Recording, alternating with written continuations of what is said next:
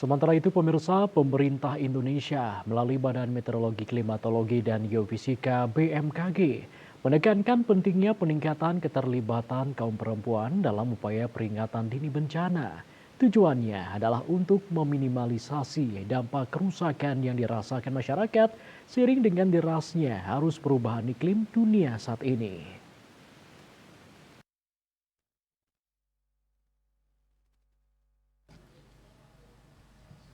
Kepala BMKG Dwi Korita Karnawati dalam keterangannya diterima di Jakarta seperti dikutip dari kantor berita Antara mengatakan bahwa kemampuan dan perspektif unik perempuan yang dapat menjangkau kelompok-kelompok paling rentan seperti anak-anak penyandang disabilitas dan lanjut usia secara efektif menjadi alasan utama mengapa peran mereka perlu ditingkatkan dalam upaya peringatan dini itu. Peran perempuan untuk mengakselerasi peringatan dini bencana alam ini menjadi salah satu isu strategis yang dipaparkan BMKG kepada 139 delegasi dari 94 negara peserta forum diskusi bertajuk The Third Session of the Commission for Weather, Climate, Water and Related Environmental Service and Application 4 hingga 9 Maret 2024 di Nusa Dua Bali. Dari situ ia menyuruhkan beberapa hal penting untuk mulai dipertimbangkan, misalnya seperti memperbanyak pelibatan perempuan dalam kajian mitigasi risiko bencana, penyusunan rencana pemulihan darurat,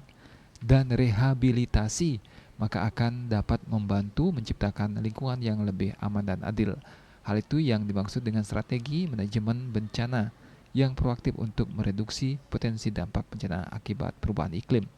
Selain akses sumber daya dan kontrol informasi tangguhan masyarakat juga tidak boleh dipinggirkan. Semua gagasan BMKG mewakili pemerintah Indonesia tersebut mendapat respon positif dari Sekretariat Jenderal WMO Celeste Saulo.